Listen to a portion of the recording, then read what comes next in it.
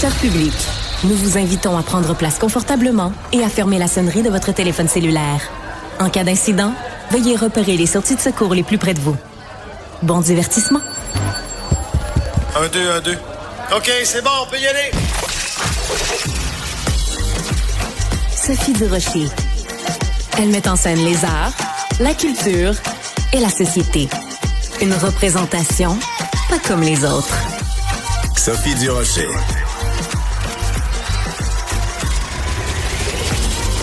Bonjour tout le monde, j'espère que vous allez bien. Pour préparer mon émission, je lis des livres.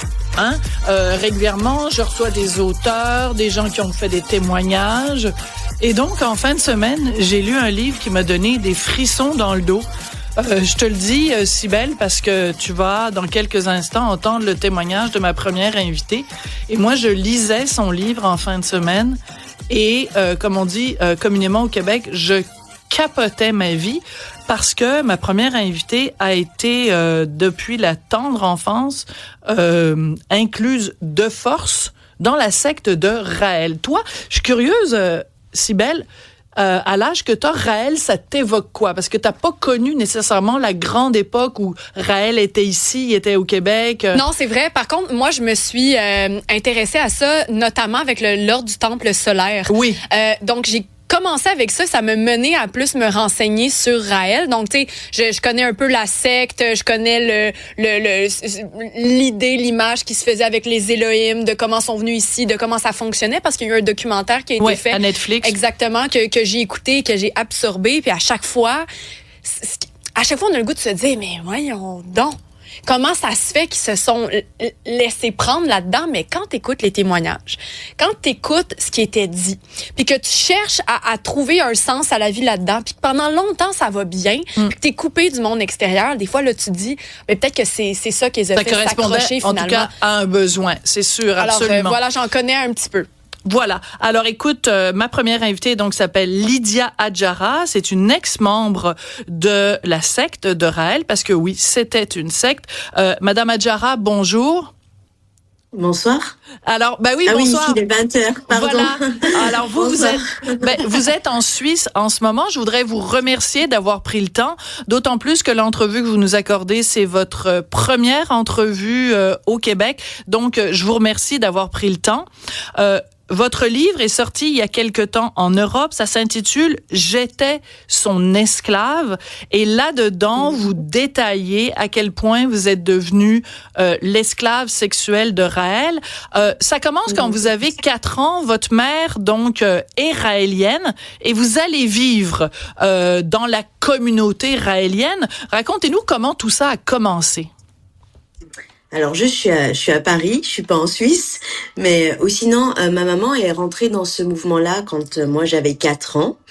Elle a eu la révélation en ayant les livres de Raël, et pour elle, ça a été son dernier des prophètes, et on l'a suivi, et j'ai suivi celle qui m'a mis au monde, comme tout enfant de 4 ans.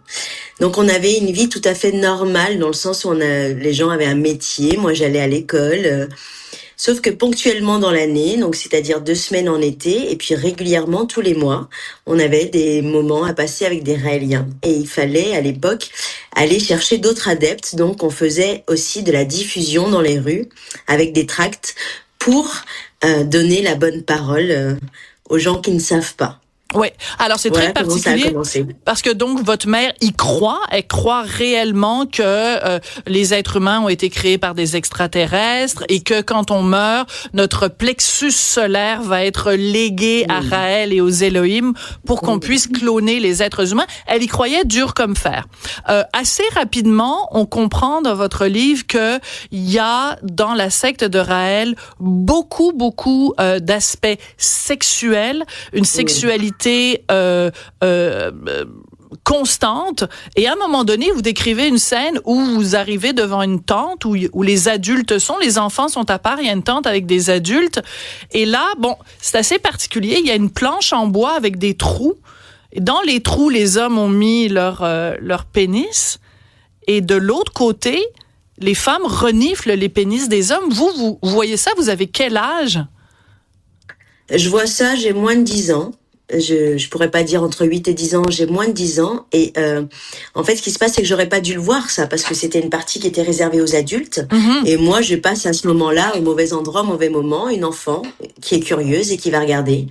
Et effectivement, l'exercice, c'était de savoir si ton partenaire va te reconnaître grâce à ton odeur. C'était l'exercice. Et j'occulte rapidement parce que je me sens pas bien, mais j'ai pas le droit de le dire parce que je suis dans un monde idyllique. Donc c'est pas normal que je me sente pas bien. Ça, je l'ai intégré très très jeune. Oui.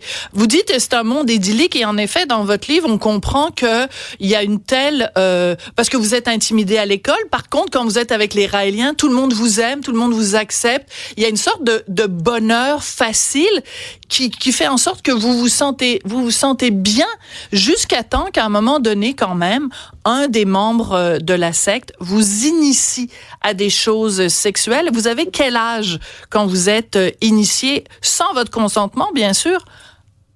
Alors oui, parce qu'à 13 ans, j'ai 13 ans. À 13 ans, il n'y a pas besoin... En fait, cette personne était une personne qui était canadienne et qui était haut placée dans le mouvement raélien, qui était un des bras droits de Raël, qui devait prendre sa succession à la mort de Raël. Et il se passe 15 jours de stage. Et pendant ces 15 jours, je mange tous les midis avec lui. Et on va faire des siestes. Et à un moment, on arrive dans la chambre et il me dit que ce serait bien que j'apprenne à lui donner du plaisir avec ma bouche. Et il voit que je tique et il me dit, mais tu sais, ça fera du bien au prophète, je vais t'apprendre pour le prophète et son bien-être. Alors, est-ce que c'est Raël qui lui a demandé ou est-ce que c'est cet homme qui s'est servi de cette position-là, proche de Raël pour en profiter? Ça, je n'ai pas la réponse. Ce serait mentir que de dire une chose ou l'autre. Mais voilà, à 13 ans, je comprends qu'il faut pas que je dise non, même si j'ai le droit, mais dans ma tête, c'était pas possible. C'était dans la continuité de mon éducation. Voilà. Et je tiens à le spécifier, Lydia. Je sens que c'est très émotif pour vous de revivre ces moments-là, parce que vous nous décrivez quand même une agression sexuelle quand vous êtes très jeune, donc un acte de pédophilie. Donc, encore une fois, je vous remercie de prendre le temps de nous en parler. Et ça n'est pas facile pour vous de revivre ces choses-là. Donc, je suis tout à fait consciente qu'en vous posant des questions, je vous impose quelque chose de pas agréable. Mais je pense que c'est important de le faire pour que les gens comprennent. Parce que dans votre livre, vous le dites vraiment noir sur blanc, Raël est un monstre. Il est un monstre. Oui. C'est comme ça que vous le présentez. Donc, c'est pas le petit personnage rigolo avec la petite toque et la robe blanche. Pour vous, c'est un monstre. Pourquoi, Lydia? Parce qu'il se sert de l'amour et du manque d'amour dans la société pour donner une espèce d'illusion d'amour aux gens. Donc, il se sert de son intelligence pour faire du mal aux gens, et c'est un monstre parce que il va vous donner un message, mais dans l'intimité, il est à 10 000 de son message. Il est d'une violence extrême et un regard noir. Donc, moi, ce n'est plus un humain pour moi. C'est quelqu'un qui est pas gentil. Vous décrivez dans le livre à quel point, parce que vous êtes une très jolie femme, une très jolie jeune fille, qui correspond tout à fait à l'image que lui a de la perfection, vos longs cheveux noirs, vos yeux un petit peu bridés comme ça, et donc vous montez peu à peu les échelons dans la garde rapprochée de Raël, jusqu'à devenir ce qu'on appelle les anges cordons dorés, les plus jolies femmes du mouvement. Et là, votre devoir, c'est de vous donner sexuellement, pas juste à Raël, mais aux Elohim. Là, il va falloir que vous m'expliquiez comment Raël arrivait à vous convaincre qu'en couchant avec lui, vous couchiez avec des extraterrestres. Alors, déjà, moi, j'avais cette fonction de cordon doré, c'est-à-dire que les cordons dorés, on était à son service. On lui faisait son intendance, on était proche de lui, on était des potiches, en gros. Et Plume Rose, c'est ça qui a fait la différence avec les autres. Je n'avais le droit de me donner mon corps qu'à lui, le dernier des prophètes, et aux Elohim, les extraterrestres, quand ils viendront sur la terre. J'étais une élue des Elohim, les extraterrestres, et de Raël. Donc forcément, comme les Elohim voient à travers les yeux de Raël ce qui se passe, quand Raël était avec moi dans l'intimité, les Elohim étaient là. Et comme moi, Allez-y. Non, mais j'allais vous demander, en toute spontanéité, j'avais envie de vous demander, à l'époque, parce que vous le racontez aujourd'hui avec évidemment un pas de recul, à l'époque, est-ce que vous y croyiez? Est-ce que vous croyiez effet? Vous en étiez convaincu?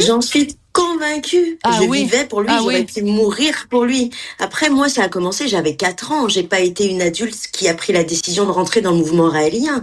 Moi, on m'a proposé ça comme si on m'aurait proposé n'importe quelle autre religion.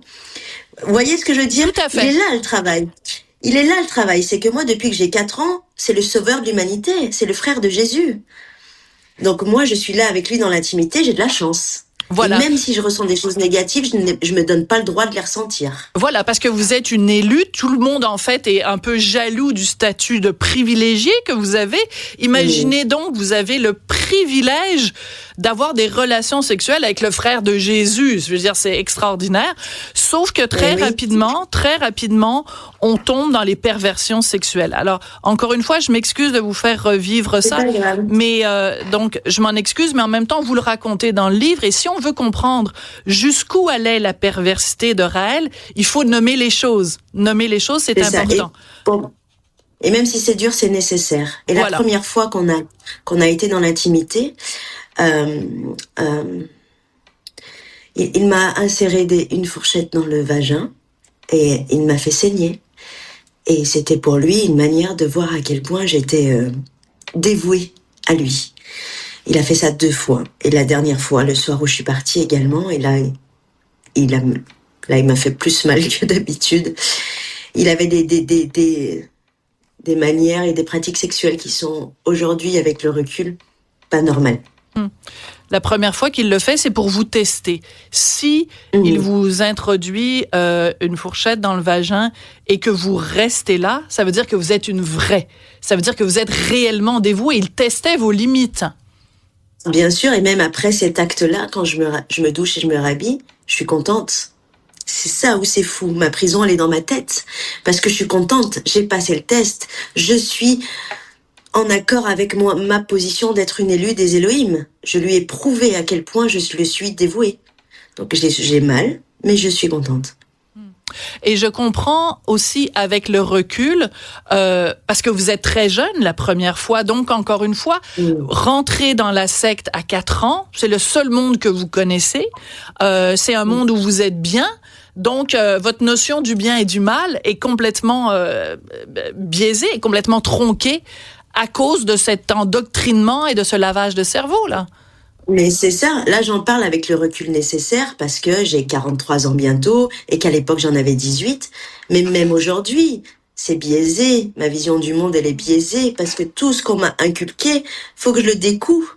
Tout ce qu'on m'a dit qui était bien, faut que je le découvre. Je sais pas en fait, les codes je les ai pas, je les ai jamais eus. J'ai eu les codes dans le mouvement, ça j'étais parfaite. Mais aujourd'hui dans la vie de tous les jours, même des années après, je cherche où est ma place et je cherche ce qui est bien ou pas de faire. Mais votre témoignage est très courageux et je tournais les pages de votre livre, je prenais des notes dans la marge parce qu'à chaque fois je me disais mais le coup que ça a dû être, le coup qu'elle s'impose à elle-même en racontant ça, vous l'avez raconté à quelqu'un qui l'a mis sous forme d'un livre, mais ça doit être très difficile encore une fois de revisiter ça, mais essentiel. Donc on a raconté l'épisode de la fourchette, là on s'en va vers un autre épisode beaucoup plus délicat.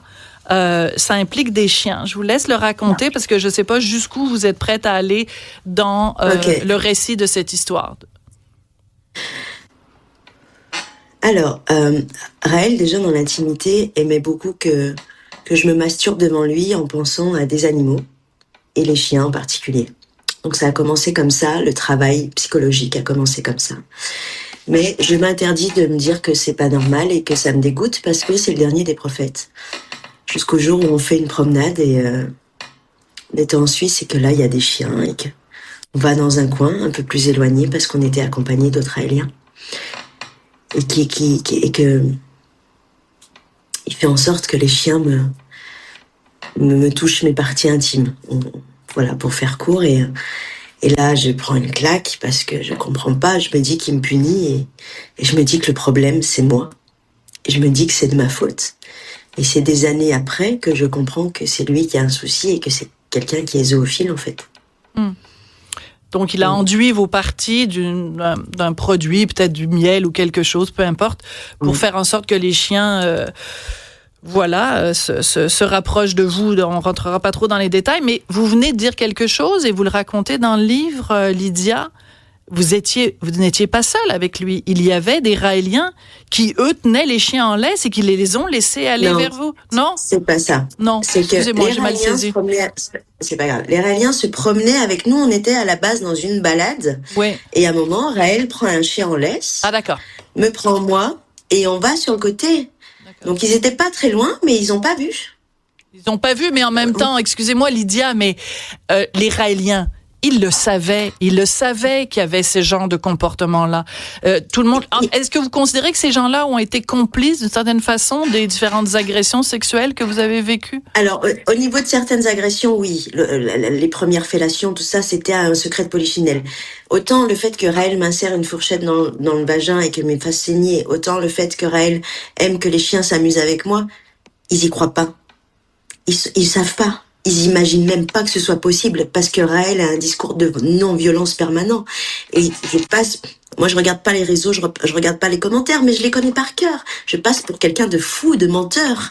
J'ai un problème psychiatrique parce que pour eux c'est inconcevable que le dernier des prophètes fasse des choses comme ça. Parce ce qu'il a fait avec moi, il l'a pas fait avec d'autres filles. Et ce qu'il a fait avec d'autres filles, il n'a pas fait avec moi. Je souris, mais c'est une manière à moi de me protéger, de me défendre. Parce que je suis pas quelqu'un de larmoyant. C'est pas que j'aime pas ça, mais faut être fort. C'est dur, mais c'est nécessaire de le faire aujourd'hui, de le dire, parce que ça existe encore. C'est très difficile de lire votre livre, et nous on fait seulement le lire. Vous l'avez vécu. Vous dites à un moment donné, j'ai besoin que le monde sache qui est cet homme, en parlant évidemment de Raël. Qui il est en dehors des caméras, dans l'intime, dans les coulisses. Et là, vous dites, j'ai besoin qu'on prenne conscience qu'il n'est pas le seul truand sur Terre à abuser et à profiter de la naïveté d'autres personnes. Méfiez-vous. Et là, vous parlez des stages de bien-être, des trucs de méditation, etc., etc. Bien Donc, sûr. vous voulez faire œuvre utile en alertant les gens à des gens à des gourous, des prophètes qui, en fait, sont des salauds. Bien sûr, la première chose que je veux faire, c'est transformer ça. C'est parce que si je transforme pas ça, je vis plus. Je meurs, en fait. Donc, le transformer. Et ma manière à moi de le transformer, c'est de dire aux gens, quand c'est trop beau, c'est pas normal. Quand les gens sont trop gentils, c'est pas normal. Quand on vous incite à faire des choses et que vous sentez intrinsèquement que vous avez pas envie, ne le faites pas. Ne le faites pas. Ne le faites pas. Ne vous obligez jamais à rien pour personne. Soyez juste à l'écoute de vous. Quand c'est trop beau, n'y allez pas. Quand on vous dit j'ai des dons. Excusez-moi, je sais qu'on est en direct, mais on fait tous pipi caca, quoi. Je veux dire, il y a un moment où il y a quand c'est trop beau, quand c'est trop facile, n'y allez pas vraiment, vraiment, s'il vous plaît. Et c'est à l'abri. Et personne n'est à l'abri. Personne, qu'on soit éboueur, ministre. Personne n'est à l'abri, c'est pas une question de faiblesse. L'intelligence émotionnelle n'est pas la même pour tout le monde et ça n'a rien à voir avec nos études. L'intelligence émotionnelle fait qu'on va chercher des choses dont on a besoin et ce monde-là a besoin d'amour. La responsabilité des médias, parce que ici au Québec, Raël, à l'époque, quand il était ici, il était reçu dans les talk-shows. Des fois, les gens le confrontaient et des fois pas. Des fois, on le traitait un petit peu comme c'est un clown rigolo, inoffensif. Des fois, il a été confronté, plusieurs fois. Mais il y a eu vraiment les deux. Et puis récemment, il y a eu ce documentaire sur Netflix. Vous en parlez dans le livre en disant que ça vous a dégoûté. Qu'est-ce qui vous a dégoûté dans le documentaire de Netflix? Ça m'a dégoûté parce que, en fait, ce documentaire-là, il est réel. C'est la vérité. Ils ont montré le vrai Raël avec ses vrais anges et son argent. Mais c'est pas que ça. Pourquoi ils ont pas montré la face noire? Pourquoi ils ont montré quelqu'un qui est souriant, qui rigole au bord de la plage et qui a un chapeau en paille? C'est pas ça, Raël. C'est que ça devant les médias, mais dans l'intimité. Pourquoi il a pas pris des femmes comme moi? Je dis pas que je voulais faire partie du document de Netflix, c'est pas ce que je dis. Mais des vrais gens qui le connaissent dans l'intime et ce documentaire-là, moi j'ai entendu des gens dans le métro dire putain, j'ai vu le truc de Raël. En fait, c'est pas des illuminés, il fait du mal à personne, il pousse à personne au suicide collectif. Et c'est ça qui je suis pas quelqu'un de rancunier, je suis pas quelqu'un de méchant, mais j'en veux à ces gens d'avoir donné cette tribune-là à quelqu'un qui n'est pas que ça. Voilà. Alors maintenant, il est au Japon. Aux dernières nouvelles, il est au Japon. Il y a des gens là-bas qui continuent à le vénérer, qui continuent à le servir. Si vous pouviez parler à ces jeunes femmes en ce moment dans l'entourage de Raël, qu'est-ce que vous voudriez leur dire, Lydia? J'aimerais leur dire qu'il n'y a personne de plus important sur la terre qu'elle-même, avant tout. Et qu'il n'y a personne qui mérite, même si quelqu'un est très gentil, qu'on soit dévoué corps et âme à attendre les désirs de quelqu'un. Vivez pour vous. Même si vous croyez en ce qu'il dit. Même si vous croyez en ce qu'il dit. Vivez pour vous, pas en attente de faire plaisir à quelqu'un. On ne peut pas avoir une vie de dévotion pour un être humain qui n'a jamais prouvé ce qu'il disait. Voilà. Jamais. Il y a ma collègue Cybèle Olivier qui est en contact avec tous nos auditeurs et nos spectateurs qui vous écoutent en ce moment et qui vous regardent. Et tu voulais partager des questions avec nous? Oui, c'est ça. La majorité des gens sont complètement choqués par le discours, nous rappellent des faits sur Raël aussi, comme quoi ils trouvent ça tellement difficile à entendre, mais surtout, Lydia, on vous remercie puis on vous salue pour votre résilience, votre capacité à prendre votre respiration puis à nous partager ce que vous avez vécu, puis surtout la frustration que je lis depuis à plusieurs reprises, c'est le fait que Raël soit encore en liberté. Oui, parce que je regardais en même temps rapidement sur les actualités, je vois qu'il y a eu certaines accusations sur des prêtres, là, si on peut dire ça comme ça, je sais pas quel serait le bon terme, Lydia. Les évêques. Oui, voilà. Des évêques. Des évêques, donc. Et il y en a qui sont accusés, mais pas Raël. Raël, je trouve rien là-dessus. Il est au Japon et là, les gens sont frustrés de se dire comment ça se fait qu'on l'a pas enfermé. Bonne question, Lydia. Qu'est-ce que vous pensez qu'il devrait arriver aujourd'hui à Raël? Je pense que ce qui le ferait le plus souffrir, c'est qu'on lui enlève son argent. Mais sûrement. Plus sérieusement, je pense que si personne n'a encore porté plainte aujourd'hui, c'est parce que c'est une honte de faire ce que je fais pour la plupart des gens. Les gens vivent à travers le regard des gens et je sais que je suis jugée, mais c'est pas grave. Et je pense que le fait d'être affranchie fait que moi, je peux prendre la parole. Je pense que le fait qu'on pense qu'on me croit, j'ai pas besoin qu'on me croie, je l'ai vécu. J'ai pas besoin qu'on me croie. Après, moi, j'envisage de faire des choses, mais aujourd'hui, personne, je pense, n'a osé le faire parce avant de faire ce que je fais, il faut s'enlever ce regard des gens et cette honte d'avoir fait ça, même si cette honte est encore là, mais faut la dépasser. Mais c'est les adeptes qui jugent. Oui, c'est ça, ce sont les Raéliens qui vous font payer le prix de votre livre. Alors, les Raéliens, ils inondent les réseaux de choses complètement ahurissantes, mais je le savais, et aussi des gens qui ne sont pas raéliens et qui ne peuvent pas comprendre, et qui pensent que je suis une fille facile, une prostituée complètement débile, et qui aurait dû partir parce qu'on a toujours la possibilité de dire non, et qui comprennent pas la prison mentale. Oui. Donc effectivement, je reçois plein de choses gentilles, mais aussi une vague de haine de par les Raéliens qui soi-disant sont dans la non-violence et de par les gens qui ne comprennent pas. Absolument. Alors, je rappelle le titre de votre livre, « J'étais son esclave ». C'est publié aux éditions City. Le livre va être disponible bientôt au Québec. Pour l'instant, aujourd'hui, vous nous avez accordé votre première entrevue sur le territoire québécois. Je vous en remercie. Je vous remercie, comme les auditeurs et les auditrices l'ont fait, pour votre immense courage. C'est important de nommer les choses. C'est important aussi de mettre les gens en garde, parce qu'il y a toutes sortes de sectes, toutes sortes de gourous qui prennent toutes sortes de visages, qui se cachent derrière toutes sortes de masques. Merci beaucoup d'avoir pris le temps, Lydia Hadjara. Merci beaucoup. Merci à vous. Merci.